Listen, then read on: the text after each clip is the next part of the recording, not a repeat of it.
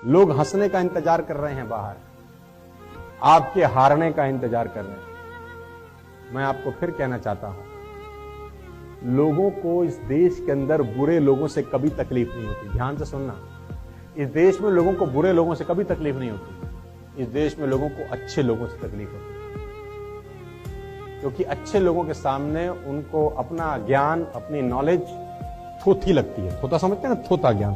क्योंकि अच्छे लोगों के सामने तो वो नंगा हो जाता है। ईसा मसीह को सूली पर चढ़ाया गया, क्या कोई डाकू था? ईसा मसीह को टांगा, सूली पे, साला सूली पे चढ़ा दिया, कीलें ठोक दी हाथ में। देखो, और मजे की बात जानते हैं क्या? जिन्होंने सूली पे टांगा वो भी बुरे लोग नहीं थे।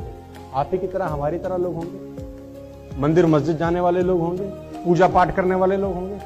क्यों टांग दिया जानते हैं? क्योंकि ईसा मसीह की नॉलेज के सामने उनकी नॉलेज जीरो हो चुकी थी। और कहते हैं कि हमेशा से एक प्रॉब्लम है, आंख वाला आदमी जब अंधों की बस्ती में जाता है तो अंधों को तकलीफ होती है। जब तक आंख वाला ना जाए अंधों को कोई तकलीफ नहीं।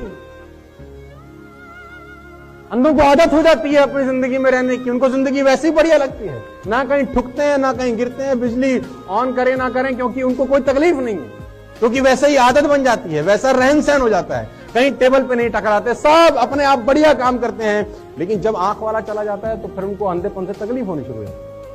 तब तक नहीं थी जब तक गया नहीं था। कंपैरिजन शुरू होता है। तो जैसे जैसे आप ग्रो करते जाएंगे, लोग अपने आप से आपको कंपैरिजन करते रहेंगे। वो कहेंगे यार हमको 10 साल हो गए साला नौकरी करते करते, हमारी तनख्वाह 50,000 रुपए नहीं है, ये 19 साल का लड़का 1 लाख रुपए कैसे कमा रहा है।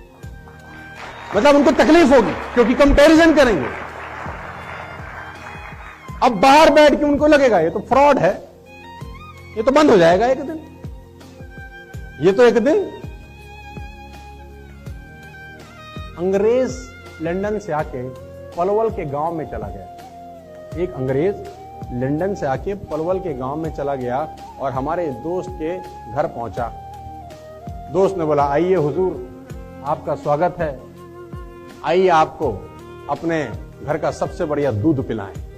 गांव में तो आज भी दूध चलता है और बड़े बड़े गिलास चलते हैं, और दूध भी ऐसा नहीं कि कोई रखा हुआ दूध है, वहीं भैंस खड़ी है, वहीं चोना शुरू किया, ताजा माल।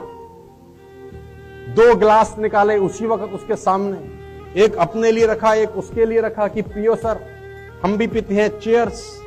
तो उसने चेयर करते ही दोस्त ने तो पी लिया, अब अंग्रेज ना पिए। उसने बोला पीता क्यों नहीं है? बोला शोध का विषय है एक। उसने बोला शोध का विषय क्या है? बोली काला भैंस हरा चारा खा के सफेद दूध कैसे देती है, यह शोध का विषय है। काली भैंस हरा चारा खा के सफेद दूध, ये शोध का विषय। वो शोध कर रहा है, सामने वाला पी चुका है।